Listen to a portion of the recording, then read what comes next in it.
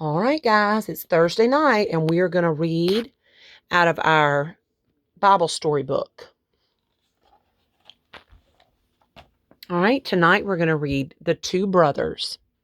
This is about Isaac's sons, Esau and Jacob. All right, the two brothers. Isaac and Rebekah lived very happily together, but they didn't have any children. At last, Isaac prayed to God for a son. God heard his prayer, and after some months, Rebekah gave birth to twin sons, whom she called Esau and Jacob. God told her that they would become the founders of warring nations, and that Jacob, the younger of the twins, would rule over his elder brother. The boys grew up into strong young men. Esau became a hunter who loved to search the hills for wild animals to cook into tasty stews. Jacob preferred to stay near the tents with his mother, Rebekah, who loved him the best of her two sons. When Isaac was very old, he grew blind. One day he called Esau to him. "My son," he said, "I'm old and I don't know how much longer I shall live. Go hunting, kill a deer, and make it into the tasty venison stew that I enjoy so much. Then I will give you, as my oldest son, my special blessing." Overhearing Isaac say this to Esau, Rebekah wanted Jacob to have his father's special blessing instead. When Esau went off to hunt in the hills, she told Jacob to bring her 2 young goats, which she would make into a stew. As soon as the stew was cooked, she told Jacob to take it to Isaac, pretending to be Esau. Jacob did. What are you doing, boy? Jacob did as he was told. He dressed up in some of Esau's clothes and took the stew some wine to old blind Isaac. "Here's your stew, father. I've made it just as you like it," said Jacob. "Is that you, Esau?" asked Isaac. "Yes," lied Jacob. Isaac ate the stew and then said, "Come here, my son." He prayed to God and gave his special blessing to Jacob. When Esau came back from hunting with the meat for the stew, he soon found that Isaac had already eaten and had given his special blessing to Jacob. Esau was so angry.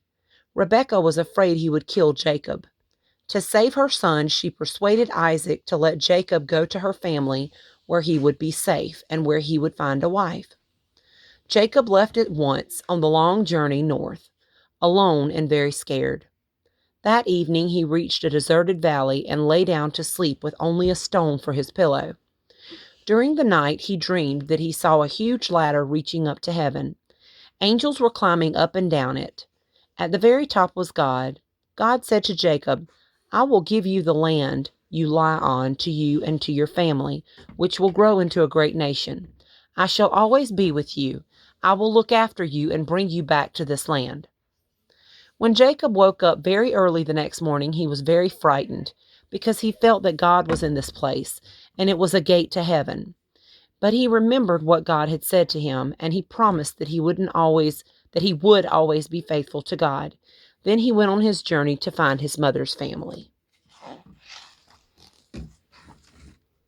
Stop. This one's called Jacob and Rachel. Jacob walked alone for many days until at last he reached the land where his mother's family lived. He stopped at a well to ask some men with flocks of sheep if they knew his uncle Laban.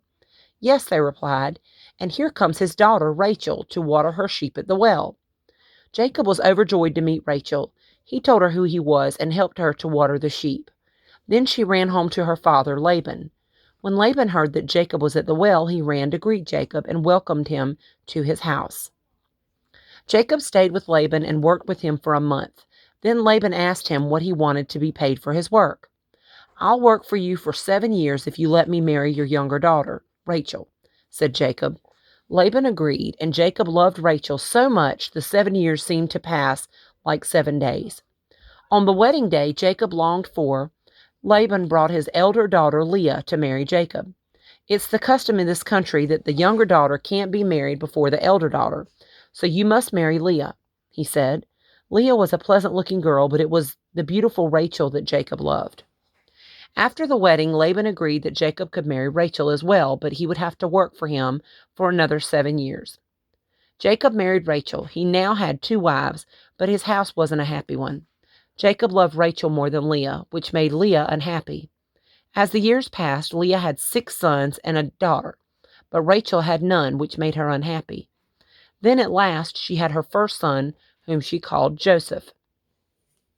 During all the years Jacob worked for Laban, his uncle had grown rich, with huge herds of cows and flocks of sheep and goats. Now Jacob longed to go home to Canaan.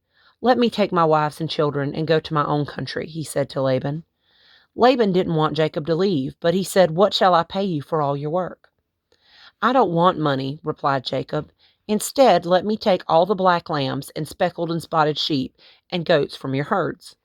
Laban agreed, and Jacob and his sons sorted out the sheep and goats. Then Jacob, Leah, Rachel, and their children packed all their possessions on camels, and taking the sheep and goats, as well as their cows and donkeys, began their journey. Jacob sent a message to his brother Esau that he was on his way home. Then he heard that Esau was coming to meet him with 400 men. Jacob thought that this meant Esau was going to attack and kill him. He prayed to God for help. Then he sent a servant with many of his goats, sheep, camel, cows, and donkeys as a present to Esau.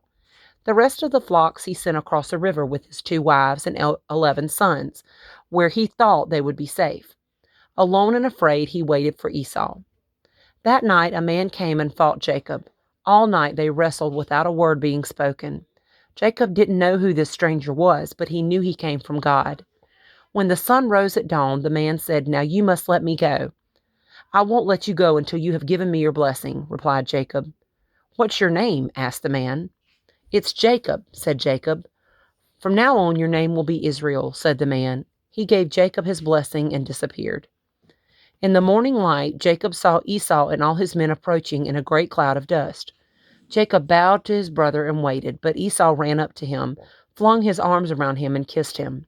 "Welcome home, my brother," he said, and they both wept with joy at meeting again. All the old quarrels were forgotten.